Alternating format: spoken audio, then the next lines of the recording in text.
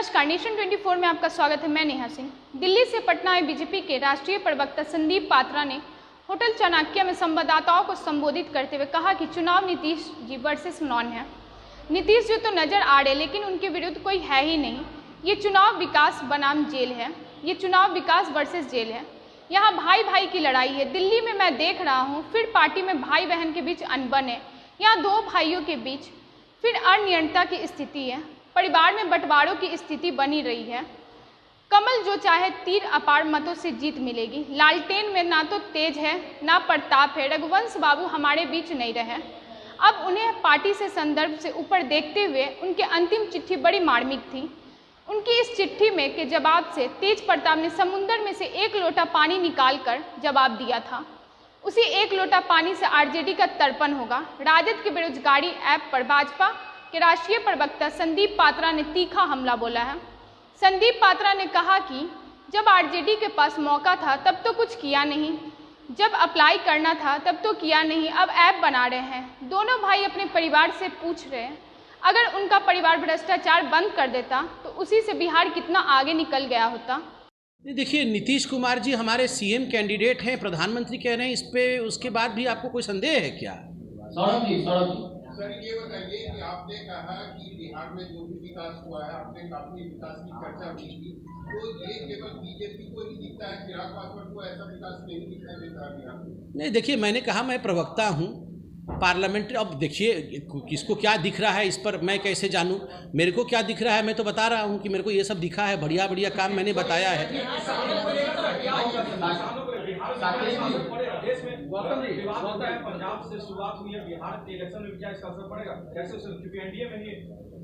देखिए, किसानों के बिल को लेकर आज से ठीक 2 दिन पहले भारतीय जनता पार्टी के यशस्वी राष्ट्रीय अध्यक्ष जेपी नड्डा जी ने प्रेस कॉन्फ्रेंस किया। तमाम मुद्दों पे, देखिए लोकतांत्रिक देश है, स्वाभाविक है कि अगर मन में कोई शंका हो तो आप पूछिए। उन्हीं सभी शंकाओं का निवारण माननीय जेपी नड्डा जी ने स्पष्टतः किया। और किस प्रकार इन्हीं बिलों को लेकर, जो बिल अभी पारित हुए हैं, 3 बिल जो पारित हुए हैं लोकसभा में, इन्हीं बिलों का डिमांड कांग्रेस ने अपने 2019 के घोषणा पत्र में किया था कि हम आएंगे तो एपीएमसी एक्ट हटा देंगे, हम आएंगे तो वही सब करेंगे जो हमने किया है। उसके बाद उस पर राजनीति करना उचित नहीं है। और कल प्रधानमंत्री जी ने भी ट्वीट किया है, एमएसपी के साथ कोई छेड़खानी नहीं, एपीएमसी है। उसके बावजूद अगर किसी के मन में शंका है तो प्रश्न पूछा है, जवाब मिलेगा, बिल्कुल चिंता न करें। मैं तो बिल्कुल सत्य कह रहा हूं, लालटेन में ना तो अब तेज है और ना ही प्रताप है। ये तेज और प्रताप केवल नाम में है, लालटेन में नहीं है। लालटेन में ना तो तेज है ना प्रताप है, ये केवल नाम में है। बंधुगण, व्यक्तिगत रूप से पूछा जाए तो बहुत दुख हुआ 4-5 दिन पहले जब रघुवंश बाबू हमारे बीच नहीं रहे। कुछ मनुष्यों को, कुछ नेताओं को, कुछ पुरुषों को, कुछ व्यक्तियों को पार्टी के संदर्भ से सदैव ऊपर देखा जाता है। रघुवंश बाबू को ऐसे ही पूरे हिंदुस्तान ने पार्टी के संदर्भ से ऊपर देखा था, मगर उनका जो अंतिम क्षण था वो बहुत ही वेदना से भरा हुआ था। उनकी जो चिट्ठी थी बहुत वेदना से भरी हुई चिट्ठी थी। और उनके चिट्ठी के पश्चात जिस प्रकार का कमेंट तेज प्रताप जी ने किया था कि समुंदर में से अगर एक लोटा पानी निकाल दिया जाए तो उससे कुछ नहीं फर्क पड़ता है। और आज मैं आपके इस प्रेस कॉन्फ्रेंस में कहता हूं, दुख के साथ कहता हूं, जहां भी रघुवंश बाबू होंगे वो सुन रहे होंगे कि ये जो एक लोटा पानी आपने समुंदर से निकाला है, इसी एक लोटे पानी से ही आरजेडी का राजनीतिक तर्पण होगा। इसी एक लोटे पानी से आरजेडी का राजनीतिक तर्पण होगा। इतने बड़े नेता को आपने इस प्रकार के शब्दों से परिभाषित किया, एक लोटा पानी समुंदर में से। बंधुगण, अब मैं विकास के एजेंडे पर आता हूं। यथाशीघ्र हम प्रधानमंत्री को भी सुनेंगे। मैं कंपैरेटिव चार्ट बहुत जल्दी रखता हूं आपको। 2005-6 और 2000 क्यों बोल रहे हैं? खड़ा होकर नेता की तरफ बैठिए ना, पत्रकार है कि नेता बैठिए। सवाल है रघुवंश को लेकर कि जिस तरीके से रघुवंश सिंह की मृत्यु को लेकर राजनीति की जा रही है, ठीक है, जो भी चिट्ठी आई कुछ दिन पहले तक जेडीयू उनको मानसिक विरेल बोला जाता था, उनको एक सप्ताह 10 दिन तक पहले तक। अचानक सवाल ये है कि कैसे इतने पूजनीय हो गए भगवंत सिंह की, आज जेडीयू भी बीजेपी भी सब उनको सम्मान दे रही है।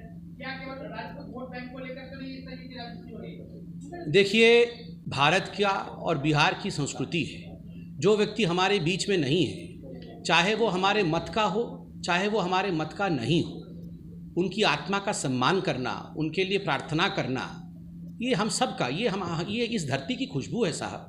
जो चला गया है उसके विरोध में कोई नहीं बोलता है। और दूसरी बात है, देखिए, इसमें कोई दो मत नहीं है कि रघुवंश बाबू एक बहुत बड़े स्टेचर के नेता थे।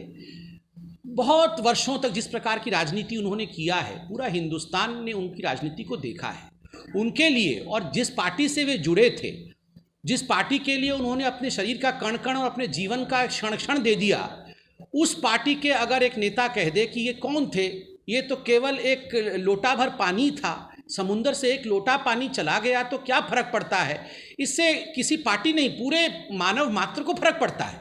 कोई भी आप साधारण बिहार के किसी भी व्यक्ति से पूछिए, उसको खराब लगा होगा।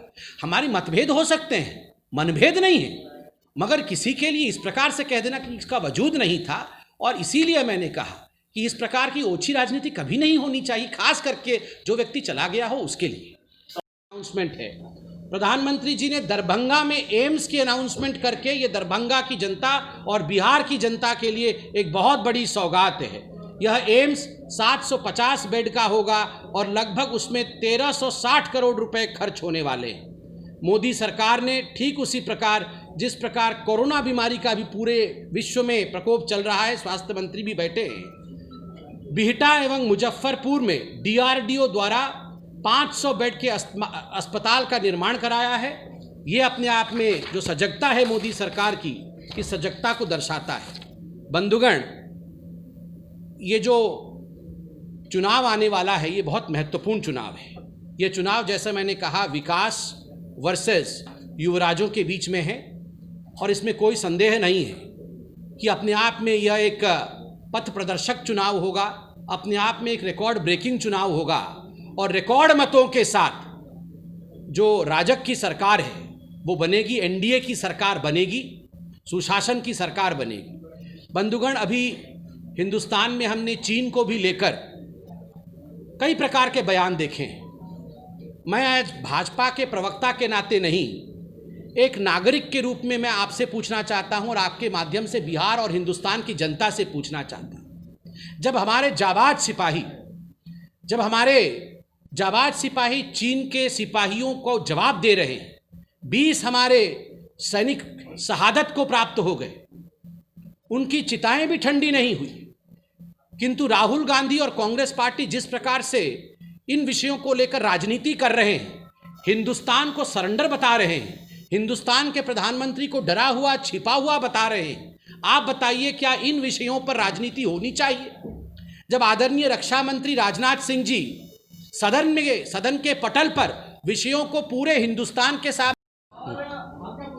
महाराष्ट्र में उद्धव सरकार ने नोटिस भेजा है सवाल पूछने को लेकर। लगातार हम सुशांत सिंह मामले में मुद्दा उठा रहे हैं, उद्धव ठाकरे पर सवाल उठा रहे हैं, वहाँ की सरकार पर सवाल उठा रहे हैं, लेकिन लगातार इस तरीके से मीडिया को रोका जा रहा है। क्यों? क्या मीडिया के अधिकार जो है उन्हें सीमित कर देने की कोशिश? केशव जी बैठ के पूछिए, वो शायद ऑब्स्ट्रक्ट हो रहा है, कोई मैं इसको उत्तर देता हूँ। देखिए, पहली बात तो है, जहाँ तक सुशांत सिंह राजपूत जी का केस है, मैं तो पहले बिहार की इस भूमि को नमन करता हूँ कि ऐसा एक टैलेंटेड होनहार बालक उन्होंने मुंबई भेजा, जिन्होंने बिहार के नाम को रोशन किया। और आप बताइए, ये क्या स्टेट वर्सेस स्टेट का मामला है? ये कोई महाराष्ट्र वर्सेस बिहार का मामला नहीं है, ये सत्य वर्सेस असत्य है। और आप बताइए, हिंदुस्तान में कोई भी ऐसा नागरिक होगा क्या जो नहीं चाहता है कि सत्य क्या है वो प्रतिपादित हो? हम में से प्रत्येक व्यक्ति चाहता है कि सुशांत के साथ क्या हुआ वो सामने आए। आप याद करिए, जब यही बिहार की, आज मैं बिहार के पावन भूमि में बैठा हूँ, जब यही बिहार की पुलिस जांच करने के लिए महाराष्ट्र पहुंची तो क्या सलूक किया गया उस बिहार की पुलिस के साथ? महाराष्ट्र की पुलिस ने महाराष्ट्र की सरकार के कहने पर उन्हें क्वारंटाइन कर दिया ताकि वो सच सामने नहीं ला सके। ये लड़ाई महाराष्ट्र की जनता और बिहार की जनता के बीच की नहीं है, ये प्रशासन के बीच में है। कि वहाँ की प्रशासन किस प्रकार से असत्य को आगे बढ़ा रही है और सत्य को छिपा रही है।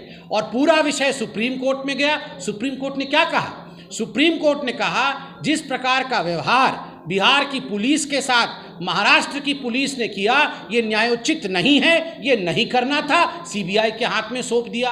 और आज मैं एक सवाल पूछता हूं, आप पत्रकारों को 60 पेज की नोटिस भेजते हैं। मैं महाराष्ट्र सरकार से पूछ रहा हूं, मैं उद्धव ठाकरे जी से पूछ रहा हूं, उद्धव जी आप 60 पेज का नोटिस भेजते हैं पत्रकारों को, मगर 1 पेज का नोटिस नहीं भेजते हैं मुंबई पुलिस को कि बताइए आपने अभी तक इन्वेस्टिगेशन क्यों नहीं लॉन्च किया सुशांत सिंह राजपूत केस में। आपको पता है इन्वेस्टिगेशन ही नहीं लॉन्च हुआ 70 दिन तक, तभी जाके सुप्रीम कोर्ट ने इस पूरे मामले को सीबीआई को सौंपा। 1 पेज की चिट्ठी उद्धव जी की सरकार ने शिव सैनिकों को नहीं भेजा कि अरे वो नौसेना के एक अधिकारी को, एक वेटरन को घर से निकालकर उसके आंख लाल कर देते हो, उसकी पिटाई करते हो। क्यों पिटाई किया भैया? ऐसा नहीं करना है। 1 पेज का नोटिस भेजा? नहीं भेजा। किसी महिला को गाली देते हो, अभिनेत्री को, 1 पेज का नोटिस भेजा संजय राउत को कि गाली नहीं देना है? ये सब कुछ नहीं किया।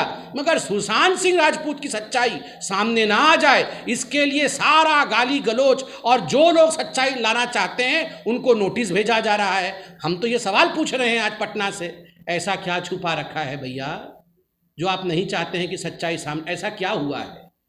क्या पटना से अभिषेक की रिपोर्ट। आगे की खबरों के लिए देखते रहिए नेशन 24। नमस्कार।